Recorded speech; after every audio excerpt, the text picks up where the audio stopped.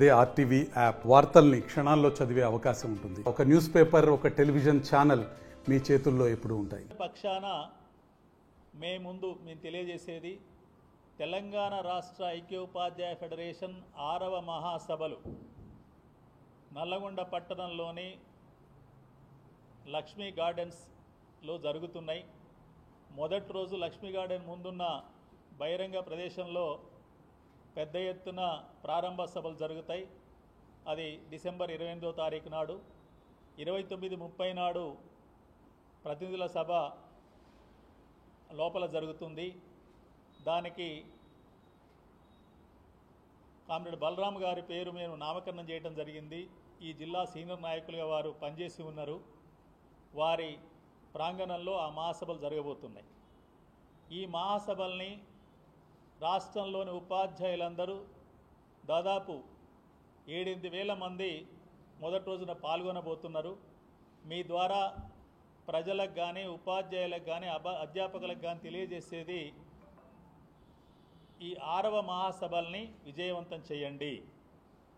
6వ మహాసభలలో మేము చర్చించబోయేది ప్రభుత్వ విద్యారంగం నేడు ఏ రకంగా ఉన్నది, దీన్ని ఎలా అభివృద్ధి చేయాలి, ప్రజలందరూ ఏం కోరుకుంటున్నారు, ఉపాధ్యాయ వర్గంగా ప్రభుత్వ విద్యారంగాన్ని అభివృద్ధి చేయటంలో కానీ, మెరుగైన స్థితిలో విద్యను అందించడంలో ఏ పాత్ర పోషించాలనేది ఈ మహాసభలో చర్చించడం జరుగుతుంది.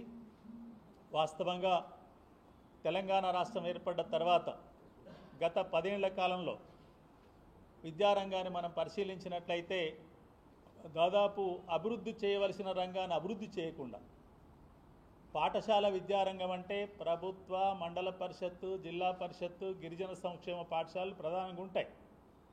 వీటినేటిని పట్టించుకోకుండా ఇక్కడ మౌలిక వసతులు పెంచడం కానీ, ఉపాధ్యాయ పోస్టులు భర్తీ చేయటం కానీ, ఇవన్నీ గత ప్రభుత్వం ఏది పట్టించుకోకుండా ఒక 680-90 ప్రభుత్వ గురుకులాలు పెట్టి ఆ గురుకులాల్లోనే మొత్తం విద్య అందుతుందనే భ్రమలు ప్రజల్లో కల్పించిన సందర్భంలో పెద్ద ఎత్తున ప్రభుత్వ రంగంలో విద్యార్థుల సంఖ్య తగ్గింది. ఈ ప్రభుత్వం వచ్చిన తర్వాత కాస్త మార్పు కనిపిస్తున్నది. ఎందుకంటే ప్రభుత్వ, మండల పరిషత్తు, జిల్లా పరిషత్తు, గిరిజన సంక్షేమ అన్ని పాఠశాలలో ఉన్న ఖాళీలలో దాదాపు 22,000 పదోన్నతులు ఇచ్చారు. పదోన్నతి ఇవ్వడం అంటే ఖాళీగా ఉన్న పోస్టులు భర్తీ చేయటం. అదేవిధంగా ఉపాధ్యాయులు దీర్ఘకాలికంగా ఒకే పాఠశాలలో పనిచేసినప్పుడు స్తబ్దత ఏర్పడుతుంది. 35,000 మందికి బదిలీలు చేశారు. గత ప్రభుత్వంలో పాఠశాలలు ఊడ్చడానికి లేదా తాళాలు వేయడానికి, తీయడానికి సమగ్ర శిక్ష నుంచి మనుషులు ఉంటే వాళ్ళని తీసేసి గ్రామ పంచాయతీలు, మున్సిపాలిటీలు, కార్పొరేషన్లు చేయాలని చెప్పి 2021 సెప్టెంబర్లో నిర్ణయిస్తే అది సాధ్యం కాదని ఆనాడే నేను శాసనమండలి సభ్యునిగా చెప్పాను.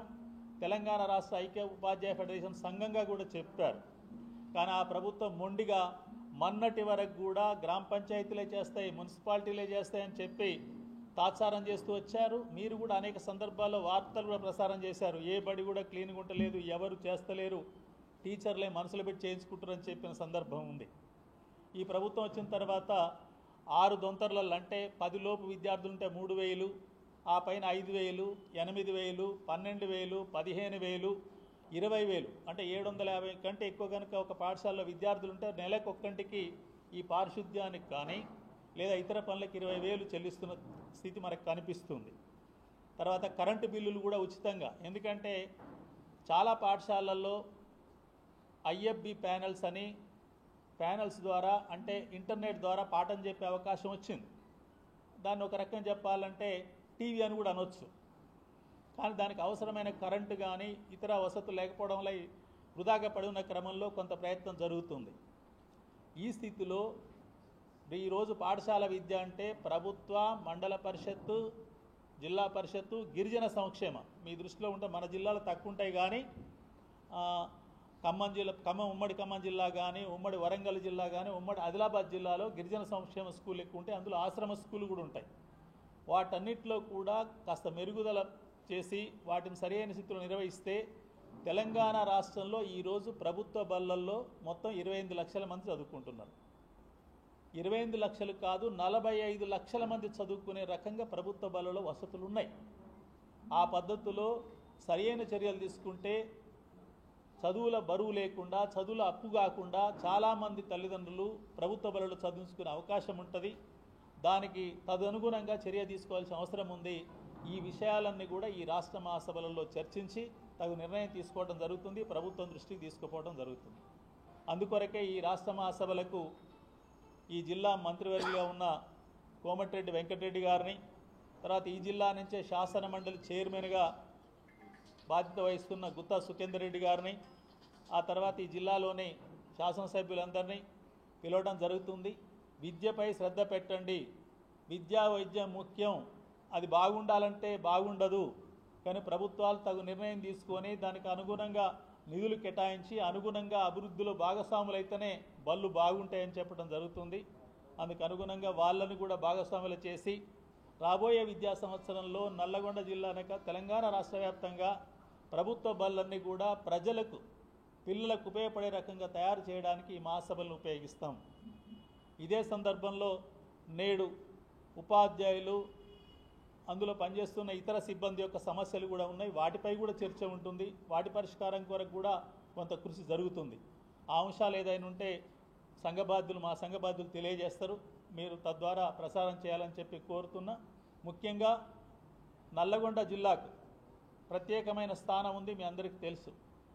2009లో కూడా మేము ఉమ్మడి రాష్ట్రంలో అప్పుడు ఐక్య ఉపాధ్యాయ ఫెడరేషన్ యూటీఎఫ్ అనేది మేము అప్పుడు తెలంగాణ రాష్ట్రం ఏర్పడ్డాక యూటీఎఫ్ అనే బ్రాండ్, లేదా అది ఏపీ యూటీఎఫ్ ఆంధ్రప్రదేశ్ రాష్ట్రం అలాగే ఉంది కాబట్టి ఆ భాగం దానికి పోయింది. మేము ఇక్కడ ఉన్న భాగానికి తెలంగాణ రాష్ట్ర ఐక్య ఉపాధ్యాయ ఫెడరేషన్ పేరు పెట్టుకున్నాం. ఇప్పుడు టీఎస్ యూటీఎఫ్గా ఉన్ననాడు కూడా 2009లో ఎవరైనా సీనియర్ జర్నలిస్టులకు గుర్తుండి ఉంటుంది, ఎన్జీ కాలేజీలో 3 రోజుల పాటు ఫిబ్రవరి 20, 21, 22 తారీఖులలో మేము పెద్ద ఎత్తున విద్యా మహాసభలు జరపడం జరిగింది. అంటే ఐక్య ఉపాధ్యాయ ఫెడరేషన్ విద్యారంగాన్ని ప్రభుత్వ రంగంలో ఉండాలి, ఉచితంగా అందాలి, అందరికీ సమానమైన నాణ్యమైన విద్య అందాలి. మరి అది ప్రైవేట్ రంగంలో అందదా అనేది కొంతమంది ప్రశ్న రావచ్చు. వచ్చినప్పుడు స్పష్టంగా మన కళ్ళ ముందే కనిపిస్తుంది. ప్రైవేట్ రంగం అంటేనే సమాజంలో అసమానతలను సృష్టించే ఒక కర్మాగారంగా మారింది, ఒక వ్యవస్థగా మారింది. ఈరోజు మీకు అందరు తెలియంది కాదు, నల్లగొండలో కూడా ప్రైవేట్ స్కూళ్ళలో ఒకే రకమైన ఫీజులు లేవు. కాస్త స్లమ్ ఏరియాలో ఉన్న స్కూల్ ఉంటే దానికి 20,000కో 30,000కో సంవత్సరానికి ఫీజు ఉంటే, అదే కాస్త పోష్ ఏరియాలో ఉన్న ఫీజు ₹1,00,000 ఉంది. హైదరాబాదులో ఇంటర్నేషనల్ పేరిట ఉన్న ఓక్రిడ్జ్ స్కూల్ కానీ ఆ స్కూళ్ళల్లో ఎల్కేజీ చదివే పిల్లలకు కూడా 10 లక్షల పైగా ఫీజు వసూలు చేస్తున్నారు. అంటే ఎల్కేజీ చదివే పిల్లవాడు అమ్మాయి అయినా అబ్బాయి అయినా చదువు ఏం చెప్తారు? ఏమి అదనంగా చెప్పేది ఉండదు. ఏమైనా ఎల్కేజీ పిల్లవానికి చంద్రమండలానికి లేదా ఆకాశంలో ఒక శాటిలైట్ని ఎట్లా ఉపయోగిస్తారు, రాకెట్ని ఎట్లా ప్రయోగిస్తారని చెప్పి పిల్లవానికి ఎవరు చెప్పరు. ఎక్కడికి పోయినా ఇంగ్లీష్ మీడియం అయితే ఏబిసిడీలు, బ్యాట్ అనో, క్యాట్ అనో, యాపిల్ అనో పదాలతో చెప్పవలసిందే తప్ప అంతకుమించి చెప్పరు. లేదా శరీర భాగాలు ఐ అనో, హ్యాండ్ అనో, స్కిన్ అనో చెప్పవలసిందే తప్ప వేరే చెప్పేది లేదు. అది చిన్న బడిలోనైనా అదే, 10 లక్షలు తీసుకున్న అదే. కానీ భారత రాజ్యాంగం మనందరికీ తెలుసు. మానవులు అంబేద్కర్ గారు ఏమంటారంటే, ఈ రాజ్యాంగం ద్వారా రాజ్యాంగాన్ని అమల్లోకి తెచ్చుకున్నది ఎన్నడు మనం 1950 26 జనవరి. ఆనాడే భారతదేశంలో సామాజికంగా, ఆర్థికంగా చాలా పెద్ద ఎత్తున వ్యత్యాసాలు ఉన్నాయి, అంతరాలు ఉన్నాయి. ఈ అంతరాలు తగ్గించడానికి ఈ రాజ్యాంగం ద్వారా పాలన కొనసాగాలి అన్నారు.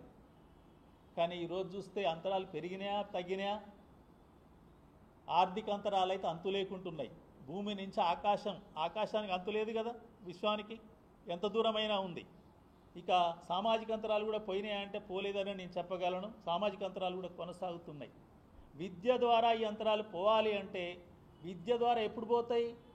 ఒకే బడి ఉండి అన్ని సామాజిక వర్గాలు, అన్ని ఆర్థికంగా ఉన్నోడైనా లేనోడైనా ఒక్క బడిలో చదివితేనే అంతరాలు పోతాయి. కానీ అలా కాకుండా అలా సమానత్వానికి భిన్నంగా నేడు బడి నడుస్తుంది. అలా సమానత్వానికి భిన్నంగా యూనివర్సిటీలు ఉన్నాయి. ఆ అసమాన విద్య కొనసాగుతుంది. అసమాన విద్య కొనసాగితే సమాజంలో ఆర్థిక, సామాజిక సమానతలు మనం సాధించలేము. కాబట్టి ముందు విద్యలో సమానత్వం రావాలి. అది ప్రభుత్వ విద్య ద్వారానే మాత్రమే సాధ్యమైంది. మీకు కూడా తెలుసు, ఈరోజు కేరళ రాష్ట్రం కానీ ఢిల్లీ రాష్ట్రం కానీ మన దేశంలో కూడా మెరుగైన స్థితిలో విద్య ఉందనేది మీరందరూ విని ఉంటారు. ఇక ఇతర దేశాలకు పోతే అమెరికాలో కూడా ఈరోజు మొత్తం ప్రభుత్వ బడిలో చదువుకుంటారు. యూరోప్లోని ఏ దేశంలోకి వెళ్ళినా కూడా ప్రభుత్వ బడిలో చదువుకుంటారు. కానీ మన దేశంలోనే ఉన్న అంతరాలు పోకుండా నిలబెట్టాలనే పాలక వర్గాల యొక్క కుట్ర వల్ల విద్యలో అంతరాలు పెరుగుతున్నాయి. ఎంత అంతరాలు వచ్చినాయి? ఉచితంగా చదువు చెప్పే ప్రభుత్వ బడి, 10 లక్షల ఫీజు తీసుకొని చెప్పే బడి, ఈ మధ్యన చాలా అంతరాల బళ్ళు ఉన్నాయి. ఈ అంతరాలు తొలగిస్తేందుకు ఈ మహాసభలలో చర్చ ఉంటుంది. అందుకు అనుగుణంగా ముందుకెళ్తాం. ఆ పద్ధతిలో అంతరాలు లేని విద్య, అందరికీ నాణ్యమైన విద్య, అందరికీ ఉపయోగపడే విద్య, ఆ విద్య ద్వారా ఈ